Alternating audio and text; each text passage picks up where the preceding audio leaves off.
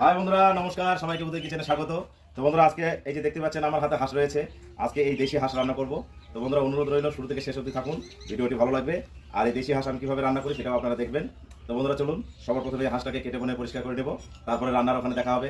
এরা রয়েছে, বাড়িতে আত্মীয় এসেছে, সবাই মিলে জমিয়ে খাওয়া হবে এই দেশি হাঁস।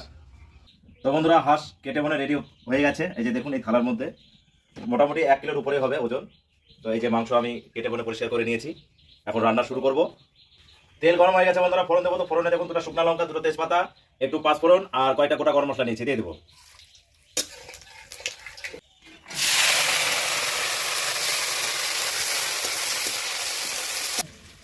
তো বন্ধুরা, এই যে বনে বনে রেখেছি হাঁসের মাংসগুলো, এখন আমি ছেড়ে দেবো।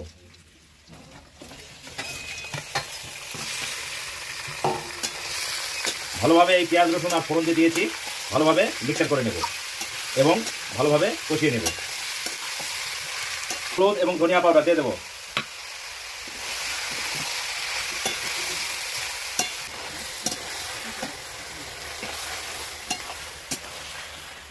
তো বন্ধুরা, আপনার শুরুটা দেখলেন, পেঁয়াজ রসুন ফোড়ন দিয়ে কাঁচা মাংসটা ছেড়ে দিলাম, দিয়ে ফ্রাই করে নিলাম। তারপরে লবণ হলুদ দিয়ে আর ধনিয়া পাউডার দিয়ে এখন একটু ভালোভাবে কষিয়ে নেব।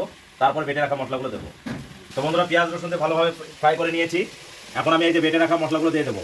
এখানে শুকনো লঙ্কা, আদা, জিরা সব পেস্ট রয়েছে, একসঙ্গে দিয়ে দেবো।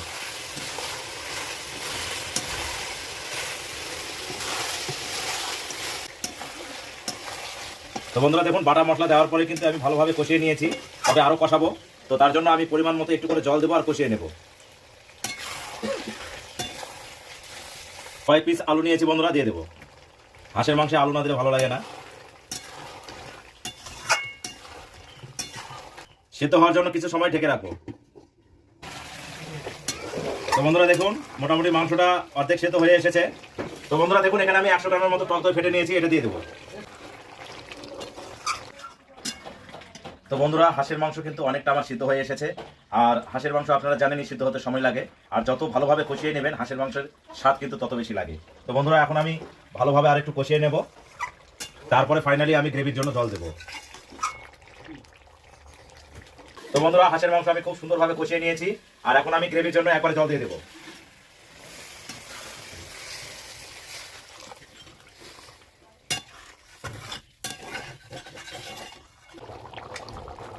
তো বন্ধুরা, আজকে কিন্তু দেশি হাঁসের মাংস আমার রান্না কমপ্লিট। এখন আমি নামিয়ে নেব। এই যে দেখুন বন্ধুরা, গ্রেভিটা এরকম আছে। তো এই পাত্রে আমি ঢেলে নেব।